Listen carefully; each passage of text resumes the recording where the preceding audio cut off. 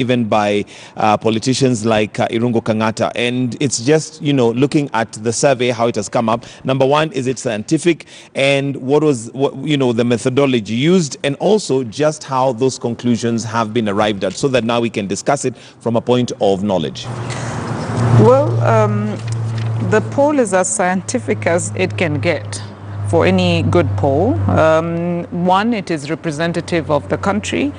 It covered all the, different administrative regions of the country. We still use the former provinces to help us, have simplified the statistics. So we covered what were formerly the 8 provinces. The sample, so that's one thing. Is it representative? Did you only talk to one region, or you went across the country? We did. Or you talked to people across the country? We did. That's one. So I'm telling you what makes it scientific. What makes it scientific, correct. Secondly, is the sample itself.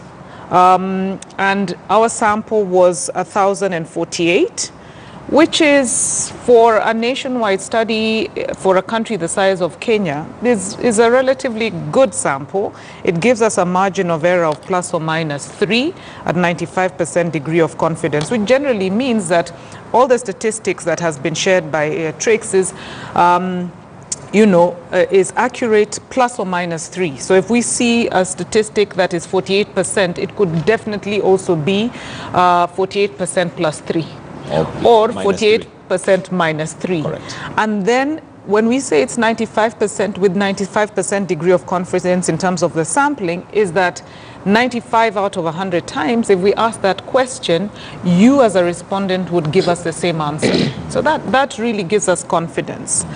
I think the other thing I saw the MP mention, or the senator mention, was that this was a survey that was conducted online. Well, it's a computer telephone assisted interview, right. So you use call center.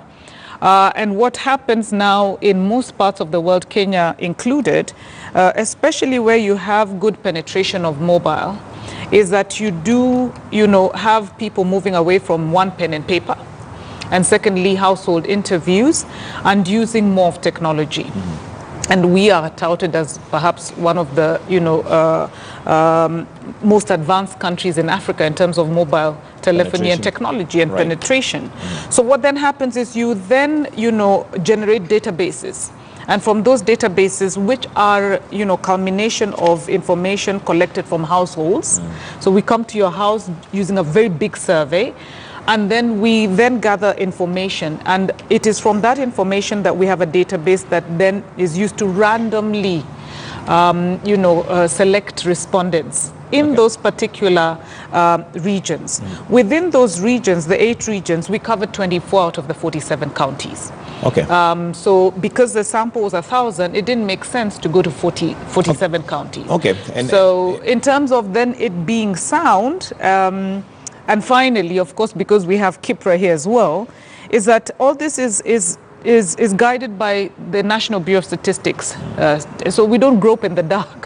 We use numbers, the census. Okay. The census is what guides us. All right. Yeah. And maybe I'll come to you, gentlemen. I'll start with you, Kevin Osido, on, first of all, whether you feel that the survey has picked the right sample, and secondly, whether that's something that possibly, since you work with, on the county level as Director of County Governance Watch, whether that's something that is representative of what is on the ground, from your experience. Similar to what we do, which is called the County Governance Index, which assesses county performance in terms of service delivery on health, education, agriculture, infrastructure, and water. I believe that the sample is precise, as Angela has said, 1,048 for 24 counties out of 47. That's really almost a half of the 47 counties.